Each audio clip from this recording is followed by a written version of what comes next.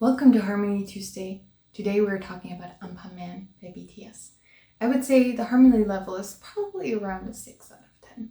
So there is quite something going on, but there are definitely songs that have a lot more going on. BTS are kings of having a lot going on in their songs, and I mean that in the absolutely best way possible.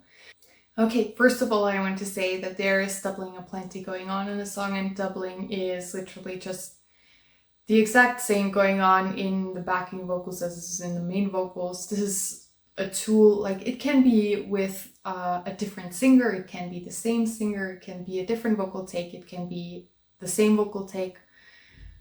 This is a science of its own. But it's usually used, if it's a different singer, it's used to kind of give it a little bit of a different quality, like mixing those vocals. And therefore having a little bit of contrast. If it's the same vocalist, then it literally just makes it louder, it gives it more depth. So this is going on quite a lot in Anpanman, and I never count doubling as harmonies, or I never count that towards the harmony level, just because it isn't technically, in my opinion, not technically really a way of harmonizing, especially if it's the same singer. And our harmony and ad-lib main suspects, I would say, in this song are, the usual suspects. JK, Jimin, Hobi. I think there's a little bit of Tae harmonizing a little more than what he usually does. And usually he does very minimal harmonizing because he does not have the kind of voice type that blends in as well. Like his voice always sticks out more. This is not a bad thing. It's just a thing. It's the same with Jin.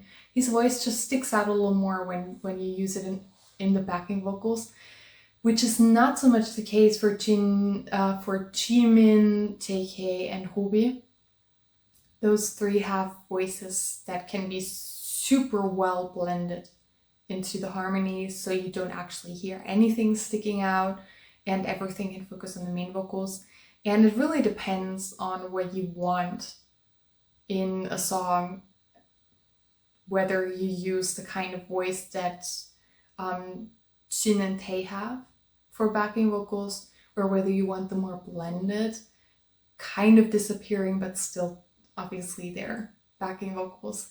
This is really its own science. Backing vocals and harmonizing is such a science of its own.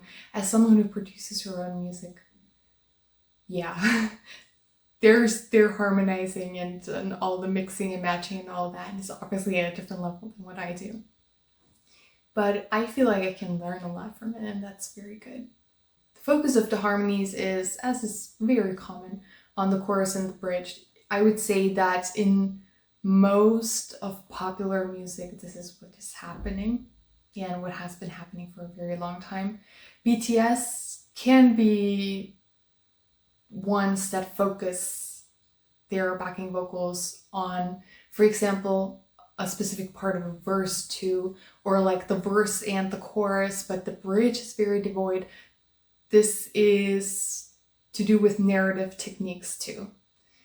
Adding backing vocals, ad-libs, and the likes, it tells a story too.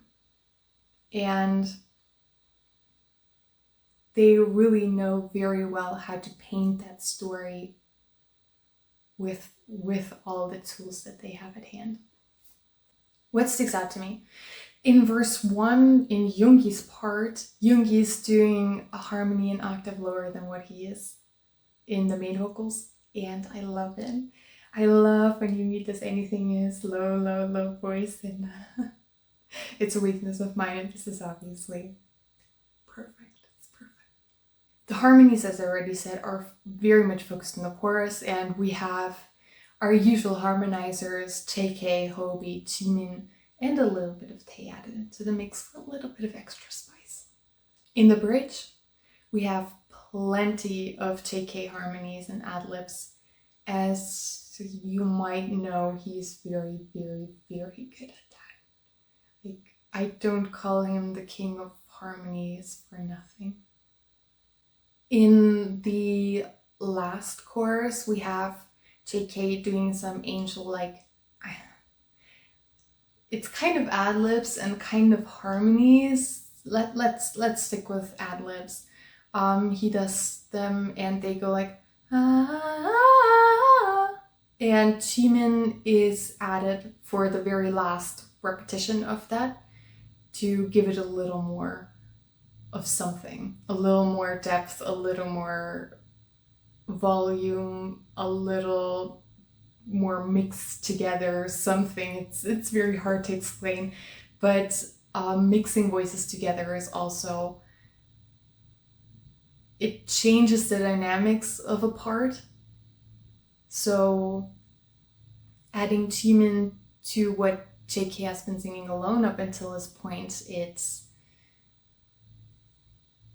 since it's only in the backing vocals, this is not the main vocals, it gives it a different feeling again, and it gives it, as it's nearing the end, it gives it a little more drama, a little more volume, a little more oomph, which is also very common, having a little bit of a last build towards the end, and they do have that here.